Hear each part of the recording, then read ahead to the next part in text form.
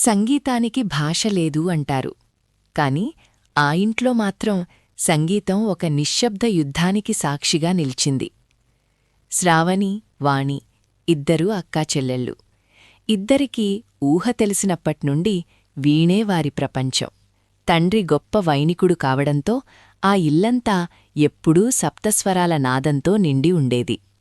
శ్రావణి అక్క వాణికంటే 5 ఏళ్లు పెద్దది.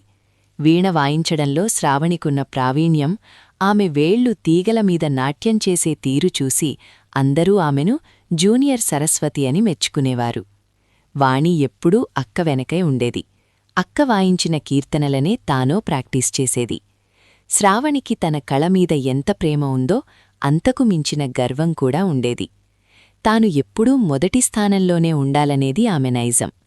నగరంలో ప్రతి ఏటా జరిగే అత్యంత ప్రతిష్ఠాత్మకమైన నాదబ్రహ్మ జాతీయ సంగీత ఉత్సవాలకు సమయం ఆసన్నమైంది. ఆ ఉత్సవంలో కచేరీ చేయడం ఏ కళాకారుడికైనా జీవిత సాఫల్యం లాంటిది. వారి గురువుగారు ఈ సంవత్సరం తమ విద్యాసంస్థ తరఫున శ్రావణి, వాణి ఇద్దర్నీ జంటగా జుగుల్బండి పంపాలని నిర్ణయించారు. అయితే అందులో ఒకరు ప్రధాన విద్వాంసురాలు ఫస్ట్ చైర్గా, మరొకరు సహాయక విద్వాంసురాలు సెకండ్ చైర్గా వ్యవహరించాల్సి ఉంటుంది. అందరూ సహజంగానే సీనియర్ అయిన శ్రావణికి ఆ ప్రధాన స్థానం దక్కుతుందని అనుకున్నారు. శ్రావణి కూడా ఆత్మవిశ్వాసంతో ఆ రోజు గురుకులానికి వెళ్ళింది. కాని గురువుగారి నిర్ణయం ఆమె ఊహకు అందలేదు. ఈ కచేరీలో వాణి ప్రధాన వీణ వాయిస్తుంది, శ్రావణి దానికి సహకరిస్తూ సెకండ్ చైర్లో కూర్చుంటుంది అని గురువుగారు ప్రకటించారు. ఆ మాటలు శ్రావణి చెవుల్లో పిడుగులా పడ్డాయి. ఆమె గుండె ఒక్క క్షణం ఆగిపోయినంత పనైంది. నా చెల్లెలు, నిన్న మొన్నటి వరకు నా చేతిలో మెలకువలు నేర్చుకున్న పిల్ల నాకంటే ముందు వరుసలో కూర్చోవడమా? నేనామెకు వంతపాడడమా? శ్రావణిలోని అహంకారం పడగ విప్పింది. గురువుగారి ముందు ఏమీ మాట్లాడలేకపోయినా ఆమె కళ్ళు అవమానంతో ఎర్రబడ్డాయి. వాణి కూడా ఆశ్చర్యపోయింది. భయంగా అక్కవైపు చూసింది. కాని శ్రావణి ఆమెను కన్నెత్తికూడా చూడకుండా అక్కడి నుండి కోపంగా వెళ్ళిపోయింది. ఆ రోజునుండి ఆ ఇంట్లో వాతావరణం పూర్తిగా మారిపోయింది. సంగీతం స్థానంలో భయంకరమైన నిశ్శబ్దం రాజ్యమేలింది. కచేరీకి ఇంకా 1 నెల రోజులు సమయం ఉంది. ఇద్దరూ కలిసి సాధన చెయ్యాలి. కాని శ్రావణి తన చెల్లెలితో కనీసం ముఖం చూసి మాట్లాడడం మానేసింది. రోజూ సాయంత్రం ఇద్దరూ వీణలు పట్టుకుని హాల్లో కూర్చునేవారు. వాణి ఎంతో భయంగా, అణకువగా వాయించడం మొదలుపెట్టేది. కాని శ్రావణి ఉద్దేశపూర్వకంగానే తన చెల్లెలిని ఇబ్బంది పెట్టేది. వాణి ఒక రాగాన్ని ఎత్తుకోగాని దానికి విరుద్ధమైన కాలంలో టెంపోలో శ్రావణి వీణ మీటేది. వాణి ఆగిపోయి, అక్కా, నేను ఆదితాళంలో వాయిస్తున్నాను, నువ్వు అని ఏదో చెప్పబోతుంటే శ్రావణి వెంటనే మధ్యలో అడ్డుకునేది. నాకు తెలుసు ఎలా వాయించాలో. ఫస్ట్ చైర్ వచ్చింది కదా అని నీ ఇష్టం వచ్చినట్లు నన్ను శాసించొద్దు. నీకు ఆ స్థానం దక్కింది కేవలం ఒక మార్పు కోసం మాత్రమే. నీకు నాకంటే ఎక్కువ నైపుణ్యముండి కాదు అని కఠినంగా అనేది. వాణి కళ్ళు కన్నీళ్లతో నిండిపోయేవి. ఏమీ మాట్లాడలేక తలదించుకుని మళ్లీ మొదటి నుండి వాయించేది. తన అక్కకు తనంటే ఎందుకింత కోపమో వాణికి అర్థం కాలేదు. కాని శ్రావణి మనస్సులో మాత్రం ఒక భయంకరమైన అభద్రతాభావం గూడుకట్టుకుంది. నాకంటే వాణి గొప్పది అయిపోతుందా, నా స్థానాన్ని ఆక్రమించేస్తుందా అన్న భయం ఆమెను ప్రశాంతంగా నిద్రపోనివ్వలేదు. తన చెల్లెలి పట్ల అసూయతో ఆమె అగ్నిపర్వతంలా రగిలిపోతూనే ప్రాక్టీస్ సెషన్స్ను ఒక నరకంగా మార్చేసింది. రోజులు గడిచాయి. ఎంతో ఉత్కంఠగా ఎదురుచూస్తున్న కచేరీ రోజు రానే వచ్చింది. రవీంద్రభారతి ఆడిటోరియం కళాకారులతో, ప్రేక్షక మహాశయులతో కిక్కిరిసిపోయింది. మరో అరగంటలో శ్రావణి వాణిల ప్రదర్శన మొదలు కావాలి. గ్రీన్ రూంలో శ్రావణి పట్టుచీర కట్టుకుని ముఖానికి మేకప్ వేసుకుంటూ తన వీణ శృతి చేసుకుంటోంది. ఆమె మనస్సులో ఇంకా ఆ పంతం అలాగే ఉంది. ఈరోజు నేను నా వీణ మీద చేసే నాదంతో అసలైన ఫస్ట్ చైర్ ఎవరో ఈ ప్రపంచానికి నిరూపించాలి, వాణిని డామినేట్ చేసి నా సత్తా చాటాలి అని ఆమె మనస్సులో గట్టిగా నిశ్చయించుకుంది. కాని వాణి గదిలో ఎక్కడా కనిపించలేదు. సమయం దగ్గర పడుతుండటంతో శ్రావణికి చిరాకొచ్చింది.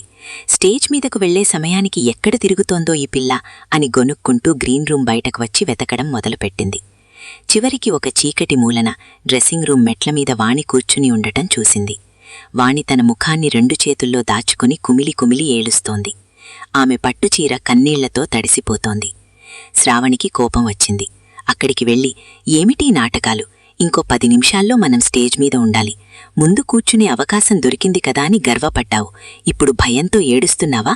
ఇలా ఏడ్చి స్టేజ్ మీద నా పరువు కూడా తీయడానికా అని కసిగా అడిగింది. వాణి ఒక్కసారిగా తల పైకెత్తింది. ఆ కళ్లలో ఎప్పుడూ ఉండే భయం లేదు, తీవ్రమైన వేదన ఉంది. కన్నీళ్లు తుడుచుకుంటూ ఆమె లేచి నిలబడింది. అవునక్క, నేను ఏడుస్తున్నాను, కాని భయంతో కాదు, నీ ప్రవర్తన చూసి. వాణి గొంతు వణికింది. శ్రావణి ఆశ్చర్యపోయింది. వాణి ఎప్పుడూ తనని ఎదురు తిరిగి మాట్లాడలేదు. నేను నీ స్థానాన్ని లాక్కోవాలనుకున్నానని నువ్వనుకుంటున్నావు కదూ, వాణి ఏడుస్తూనే అంది. నేను రాత్రింబవళ్లు పడుకోకుండా ఎందుకు సాధన చేశానో తెలుసా? నీకంటే బాగా వాయించి నిన్ను ఓడించాలని కాదు అక్క. నువ్వు వాయిస్తుంటే ఆ స్వరాల గమకాలు అందుకోవడం నాకు సాధ్యం కాదని తెలుసు. కాని ఒక గొప్ప విద్వాంసురాలివైన నీ పక్కన కూర్చునే అర్హత నాకుందని నిరూపించుకోవాలని ప్రాక్టీస్ చేశాను. నాకు ఫస్ట్ చైర్ వస్తే నువ్వు నన్ను చూసి గర్వపడతావు అనుకున్నాను. నా భుజం తట్టి బాగా చేశావే చెల్లి అంటావు అనుకున్నాను. కాని నువ్వు నన్నొక శత్రువులా చూశావు.